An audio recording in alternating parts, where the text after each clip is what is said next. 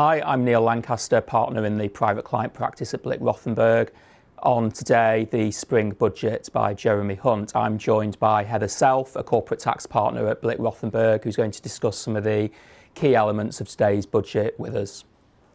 Heather, quite an interesting budget today in a number of respects. What are your key initial reactions to it? I think it was a very competent budget. Unlike the Kwasi Kwarteng car crash of last year, he's very much trying to reassure the markets, and I think what he's really trying to do is to stimulate some growth in the economy so that when we come to an election, almost certainly next year, he can say, look, everything's getting better. But has he done enough to stimulate growth, or are these policies really just slow burn items, other than some of the capital expenditure things which we'll come on to? Are they really just slow burn items which don't do enough for growth over the coming years? It's always difficult to actually stimulate growth. I think the stuff on childcare, if they can make it work, I think that could be huge, because I think there's a lot of people on average earnings who would like to get back into the workforce, but childcare is just too expensive. On the business side, we'll come back to what the detailed changes are, but the boost to investment spending for big businesses could be a real help, again, if they actually have the money to spend. Yeah, and you talk about getting people back to work, and of course there were two key policies there. One was the pensions reliefs, which we'll come on to in a moment, and one was the childcare. So on the pension side, we've uncapped effectively the lifetime allowance for pensions. So whereas you could only previously save up to 1.07 million into your pension without paying a large lifetime allowance charge, now that's been uncapped to an unlimited amount. The annual allowances have also increased from 40 to 60k. And as you say, there have been some changes as well on the childcare side. So on the pension side, I think it's important to say that this is only going to affect those who are already earning a decent amount. I believe the average personal pension pot in the UK is only about £30,000. This is not aimed at the man in the street or the woman in the street, but somebody who is particularly a hospital consultant, where for them, they're on a very generous final salary scheme. They were hitting this ceiling and they were saying, it's not worth working anymore. I might as well retire and enjoy doing something else. Important for them.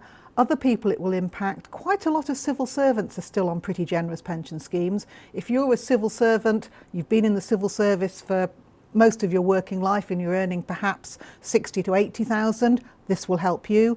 And the other people are people who've got their own pensions, not final salary schemes, but personal pension schemes, who are earning decent sums of money. So partners in big accounting and law firms, entrepreneurs, they can save more readily into their pensions, and the annual contribution, the ceiling's gone up from 40 to 60, which is a big increase. And there's also another little tweak hidden away, that if you had drawn some money back from your pension, you could only put £4,000 a year in. Now it's going to be 10,000. So I think for people at the higher end of the income scale, this is really going to encourage them to put more into their pensions. That's right, and I think that latter point really hits people earning over 300,000 or more. Yes, yeah. Absolutely. But whether that's going to make them come back to work sooner, I'm far from convinced. It might stop some people who were getting close to the ceiling from retiring, but other people who actually have got a goal of retiring to do other things, this lets them save for their pension faster. They might retire earlier, so it's a bit contradictory.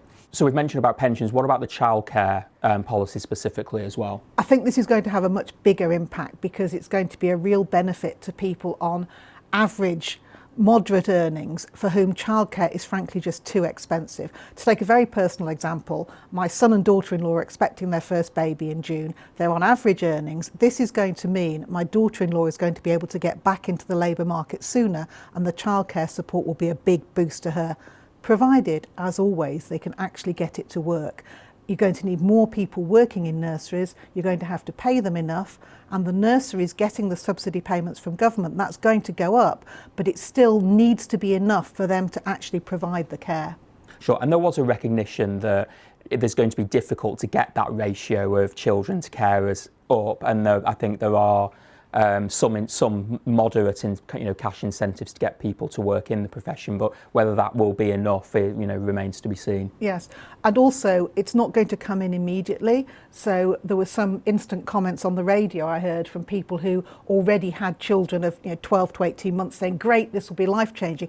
Well, no, it's going to come in initially 15 hours per week for 2-year-olds from September this year, I think, and then 15 hours from 9-month-old children from April next year, and then the full 30 hours a week for every child over 9 months from September 2025. So it's going to be phased in over 18 months. And one of the other big areas of the budget, Heather, today was, the Chancellor noted we are expected to avoid a technical recession, albeit we will dip into negative growth before we dip back out of that. But over the next 12 to 18 months, the Chancellor is clearly trying to get big corporates to spend in the economy. Many companies clearly get full tax relief already for their capital expenditure, but we've now had announced for a period of 3 years today this full capexing or full expensing of capital expenditure. Maybe you could give your thoughts on that. Well, it's actually going back to the system we had up to 1984. So we're going a long way back in the tax system. We've got a higher rate of corporate tax. It's going to be 25%, and that's only for businesses earning more than at least 50,000 a year. If you're a small business, the rise doesn't affect you. And then if whatever a large business spends on its capital expenditure, it can set off in full against its tax bill. Again, for smaller businesses, they get what's called the annual investment allowance, and that's now set at £1 million a year. That's enough for over 90% of businesses anyway. So this measure is aimed at big businesses, but it's expensive. I've got in front of me the detailed red book from the government, and on page 77 we can see that the cost of this one measure is 8 billion next year, 10.5 billion the year after, and 8.5 billion the year after that. So it's a really significant boost to big business. But it's probably not going to mean that they suddenly decide to go out and do a major new project. What it will do is affect the timing of expenditure. I think you'll see projects being brought forward so that hopefully that does stimulate the economy in the short term. And of course, that's what the Chancellor wants. We're heading towards an election year next year. What's your view on whether you think that was the better approach to leaving the current corporation tax rate at 19% and avoiding the increase to 25%? It's difficult, and I think part of the trouble is that the increase to 25% was announced by Rishi Sunak a year ago. Kwasi Kwarteng was going to reverse it, and we all know what happened to the market. So back in October, Jeremy Hunt said, no, we have to stick with this, we have to be responsible and prudent. I think it would just have been too difficult politically for him to flip-flop on that. So I think by doing the capital allowances, and he says it's 3 years and then we'll make it permanent, but we all know there's an election coming up. What this really is doing is softening the impact of that rise in corporation tax for the first year. And potentially boxing any new government into a corner on withdrawing it. Yes, it's always the case that chancellors coming up to an election like to give money away in the hope that they can then say, stay with us, we're the good guys. Makes it difficult for whoever an incoming government is. Indeed. So overall thoughts, Heather, on this budget. Is this a tax giveaway or is it a spending giveaway? Or it's both, actually. In total, and again, this is the Red Book figures. In total, this is a giveaway of about 20 billion a year, which is a lot in historic terms. And of that, it's roughly 7 or 8 billion on spending policy and 12 to 13 on tax policy. So on spending, I think the big one is additional money for defence. He's still being quite tight on other department budgets. We're not seeing a lot more money for social care or to resolve the pay disputes in education and so on. Although in fairness, we do know that this is a pre-manifesto budget. We do. He does have a lot of powder left dry after tax receipts from January this year. Yes. So arguably he may well be leaving much of the spending giveaways until after the manifesto has been confirmed. They've got the spending plans up to 2024-25. Again, it's quite embarrassing politically to find money outside the main announcements. I think he's boxed himself into a bit of a corner there. On the tax side, the big one is the capital allowances. The other big one is fuel duty. Yeah. Fuel duty is supposed to go up each year in line with inflation. It's not a percentage of the cost of fuel, so it's not like VAT. If fuel costs £1 and VAT is 20%, they get 20p. If fuel costs £1.50, you get 30p of VAT. The fuel duty is a fixed amount per litre, and I think it's about 52 point something pence per litre now. So in order just to keep pace with prices generally, it ought to go up by inflation. And that's what the legislation says it will do. But every year since 2011, chancellors have gone, no, we'll freeze fuel duty this year, apart from last year when they cut it by 5p. It's incredibly popular because everybody thinks, great, it saves me money, both individual motorists and businesses. But there are two problems, well, a number of problems. The first is that the cut doesn't necessarily get passed on at the pump. Yeah, okay. So the money might just be kept by the big oil companies. The second is that it's absolutely against the net zero agenda and trying to become more green. You're encouraging people to keep using their flipping cars. And the third problem is it's really expensive. That £6 billion or so a year could have been used to fund the NHS, social care and so on. Personally, much as I prefer driving my car to taking the bus, I think that's a poor policy decision. And one final question, Heather, if that's okay. How do you think this budget impacts small businesses compared to other budgets?